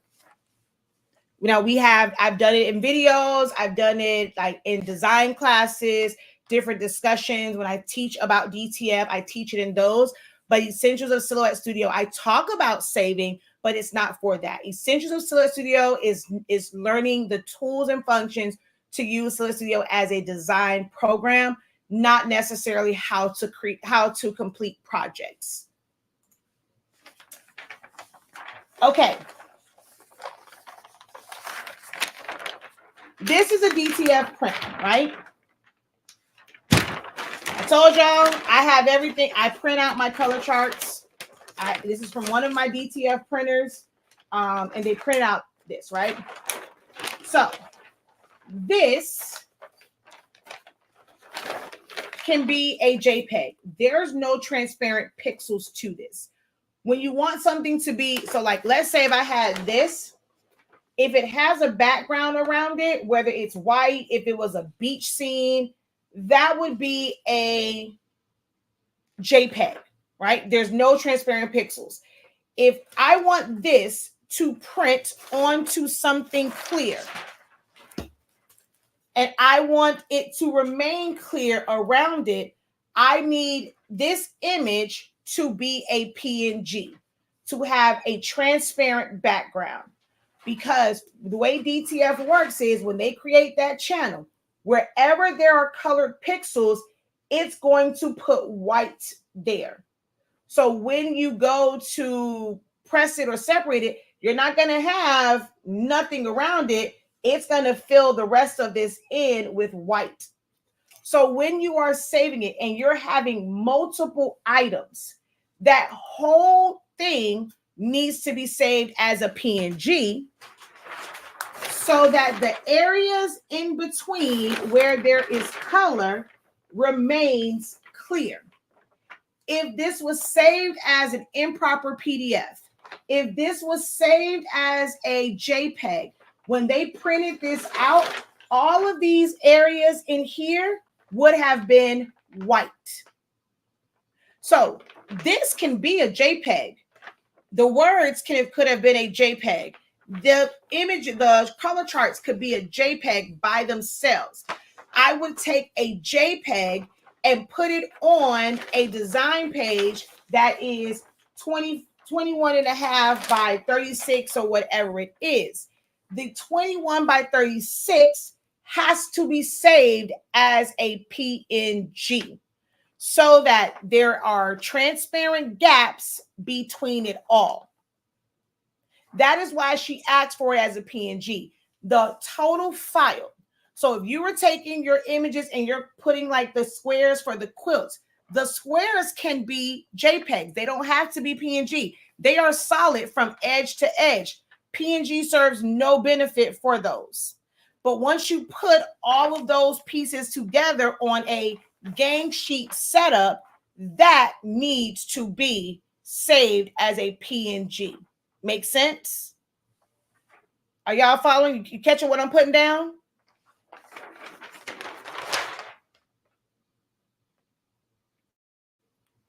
So the reason why okay, so now if you sent her just like, okay,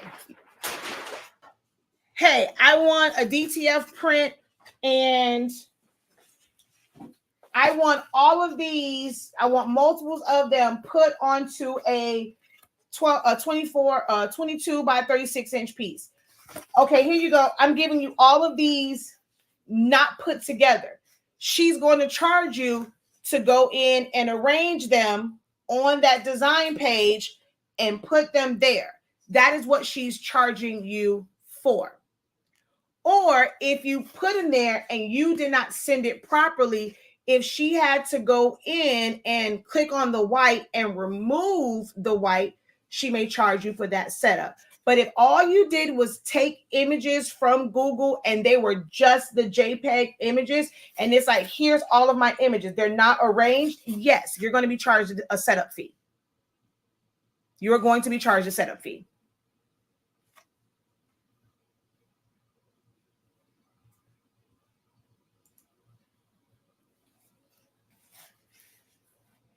I guess I only made sense to one person. All right, cool. Thank you so much, Jesse.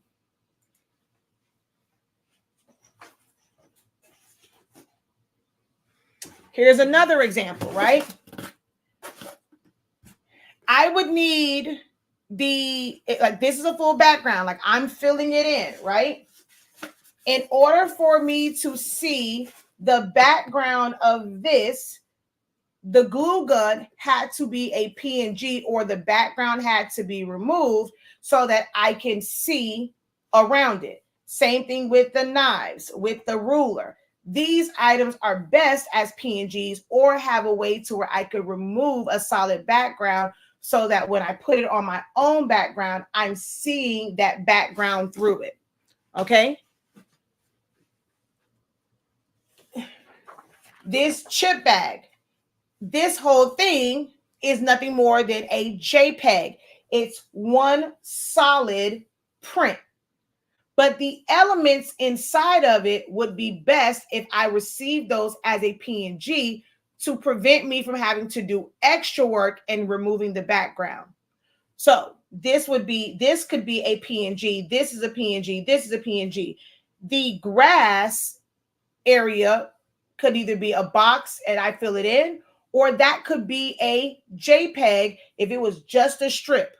The sky could be a digital paper that is just a JPEG because I'm going to just crop it down. I don't need it to be transparent because it's the solid blue.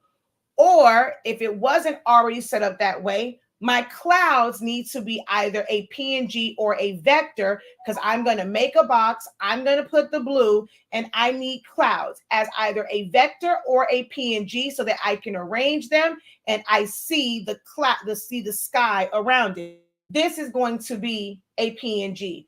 The rainbow is going to be a PNG. Like, so that's the difference between a PNG, a JPEG, and then sometimes if it's vector, you can have that as well so that you can see through it.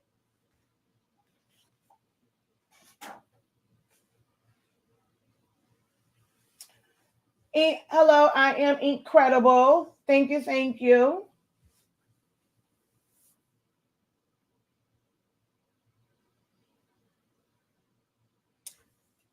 Now, this type of help is always available. We have a session every single morning, 9:30 a.m., Monday through Friday, and I'm answering questions like this in real time. People are able to share with me stuff on their screen, stuff they're working on. If this is something that you enjoy, definitely join us over in the Creative Lounge. It's the place to be. This morning session, we had between yesterday and tomorrow, we always have great sessions, but yesterday and today, especially if you are trying to grow in business, they were ones for the books.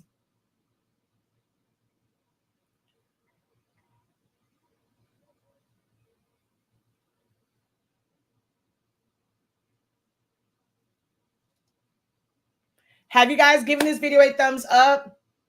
If you're watching and you haven't at least said hello yet, help the algorithm. Just say hello.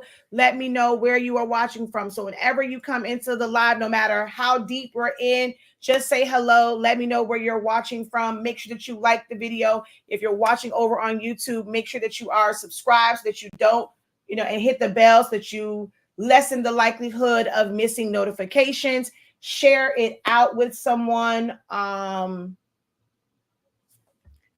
always welcome to post new questions, okay?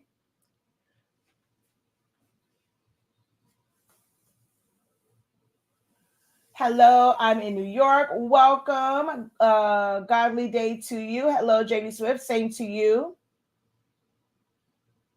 She says, yes, they were. They were amazing sessions. And tonight we are going over. So I'm going to actually get into like a little bit more detail between tonight and tomorrow.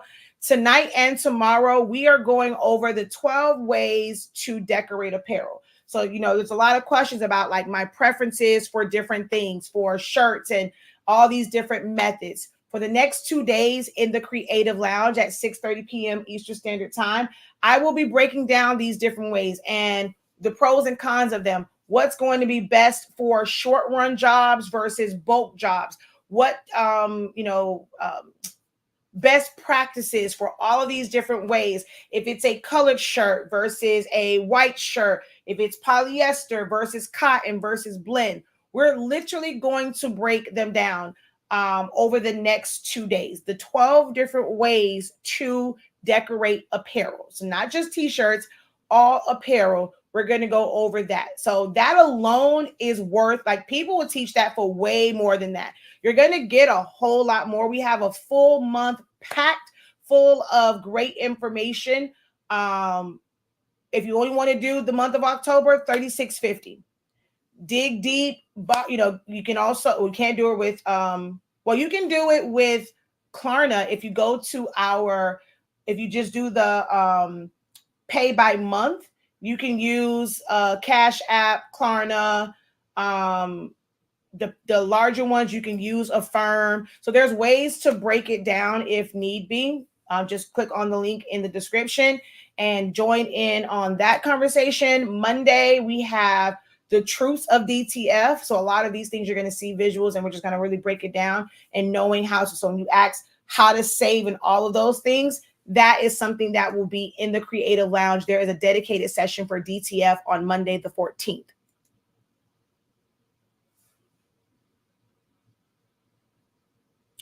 Thank you, thank you, thank you. Hello, hello. Welcome in. Thank you for checking in from the Virgin Islands, Connecticut. Hello from Florida and West Virginia.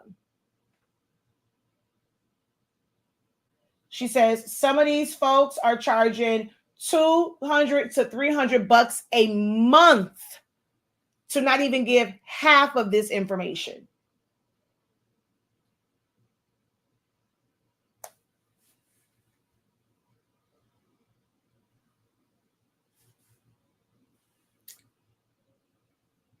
All right.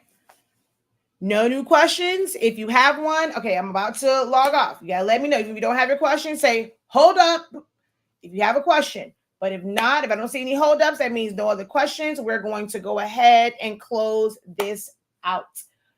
Hello from way on the other side. We're located in South Florida. So hello and welcome from Cali. For the Creative Lounge, there's a couple different options. You can do month to month for $36.50. If you do the auto renewal for and you want to pay monthly, the first month is $36.50. Each month after that is $25.63. There's also an option if you want to do a 3-month subscription, which is $73.65. And that's that. And it's we have just different discussions. Now I still have dedicated classes for like foam board training. We'll have the one for party favors coming up. I had to there's quite a few like templates and stuff that's out there, but I wanted to perfect them. I personally, I don't cover stuff like this.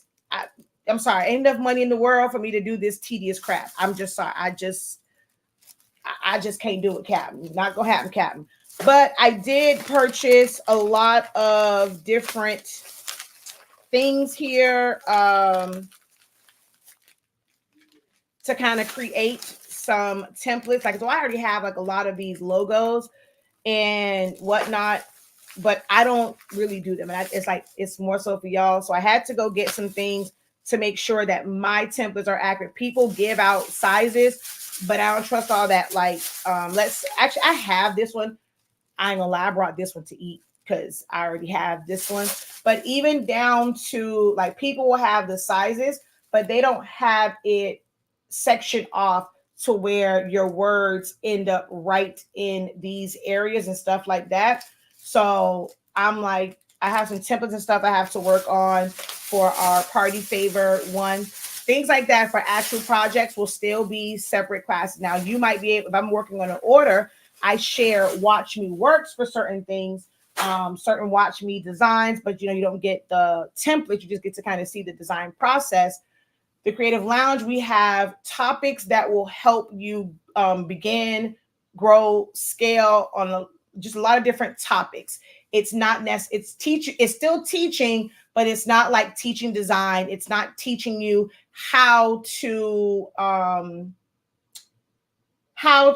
cut out foam board. Actually, you do get a design component. My bad.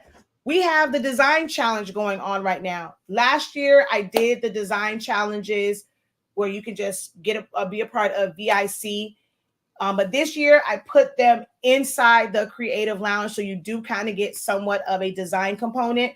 And we had that last night, and I walked them through how I created this design, and they made it themselves. So they all now have this on their computer. They can make rags and stuff with it because we walked through how to create this design last night. So the Creative Lounge is a monthly subscription, and you can cancel at any time.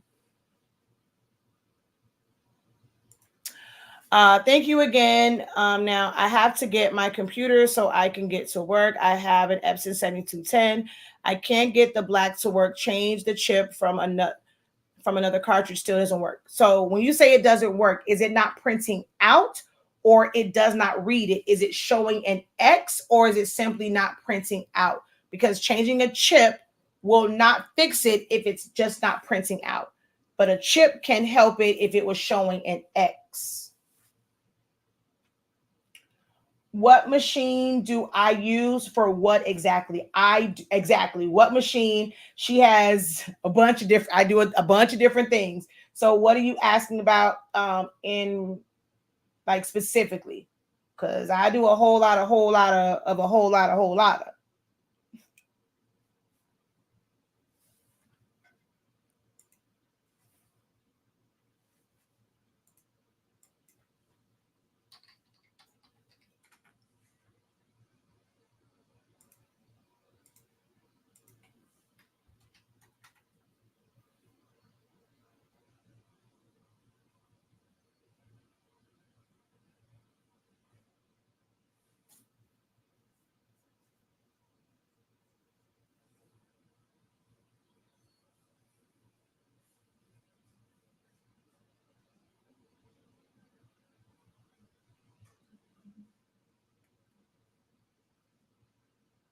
No, I'm not a Cricut girl. I use silhouettes. I have 7 of them.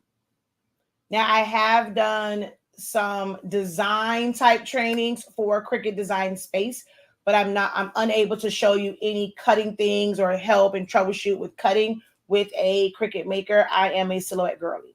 But we have a lot of students who are hybrid, where they learn to use Silhouette Studio for design purposes through me, and then I teach them how to properly save it and then open it up in Cricut Design Space to cut from their Cricut machines. So just because I'm not a Cricut girl doesn't mean that you can't learn from me, because that's just the cutting machine. I focus on designing a lot more, because that is truly the foundation of what we do as creators. You have to know how to compose designs and put them together, how to create things, whether it's for print or for cutting. So a big component of what I do is about teaching you the design part. We have sessions where we go over like business. We had an amazing session. The past 2 sessions, morning sessions for Creative Lounge, we dived into actually really 3, because we talked about marketing and branding, I think 2 days ago. So those sessions have been based widely around business. So we do get that component. I don't do this in telling you, okay, well, learn this to make an extra $1,000, learn this to make 6 figures, learn this because it's going to be your $1 million idea. because there are some people that follow me and that come to my classes that aren't doing this for business, but they want to be good at what they do as far as designing. They want to be proud of what they put out. They want people to give the oohs and ahs and oh my God. They want people to say you should sell this even though they have no desire to sell it. So they come to my classes to save money, to eliminate some of those unnecessary lessons, and I'm not gonna call them mistakes, those unnecessary lessons when why is this happening? It's like, okay, well, you can't do this, you can't do that. Learning about DTF and what's it's good for, the pros, the cons, the good, the bads. So people take my classes for that. I don't lead with the money part. If you go and you are following and you are actually taking actionable steps based off of what I'm teaching you, there's no way that you cannot make money, but I don't lead with that. So it doesn't matter which cutting machine that you use, which printer brand you use, what ink you use. The way that my classes are set up, it is beneficial for any and everyone. The only thing, like I don't help freely on like in my Facebook group. I don't allow for like promoting of other brands, but in my help sessions, there are some that just found me, but they're using a different brand of ink, a different brand of paper, and they have questions. I'll still help them troubleshoot. I just don't like for you to mention names in my group. But when you come to a class, I'm going to help you. If you are using a different paper, I still answer those questions. So we just want to help everybody who's in the creative space grow and reach their goals. So it doesn't matter which cutting machine you have. If you have a desire to learn, if you have a desire to know the ins and outs of the processes that you want to do for your business or just for personal, you need to be in one of my classes.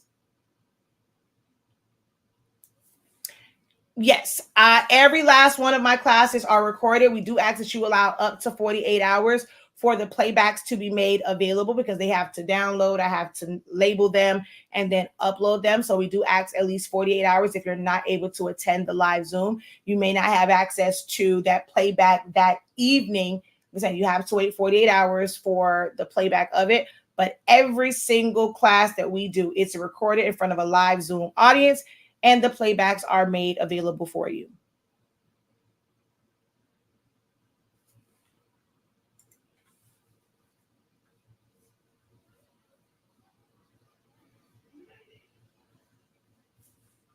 She said the challenges are thebomb.com.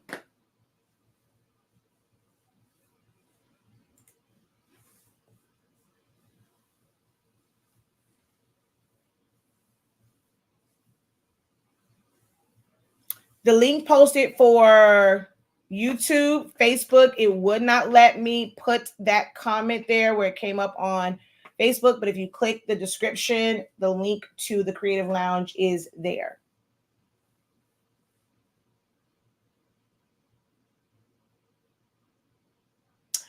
I will have to get back to you on that question. I'm driving, texting at stoplights. Okay. Be safe.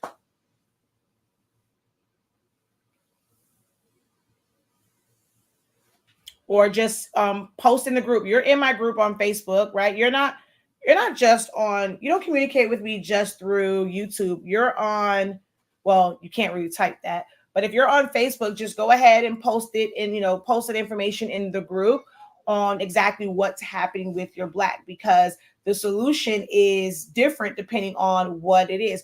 The more detailed you guys are, you can't just come and say, hey, can somebody help me? My printer just stopped working. What is it doing or what is it not doing? You have to be very detailed because there are different answers and different solutions depending on exactly what the problem is. So whenever you are coming in with questions, whether it's on a live video or in the group, just try to be as detailed as possible, okay? All right, y'all. Until next time, have a great one. Continue to unlock your creativity and be incredible. Peace.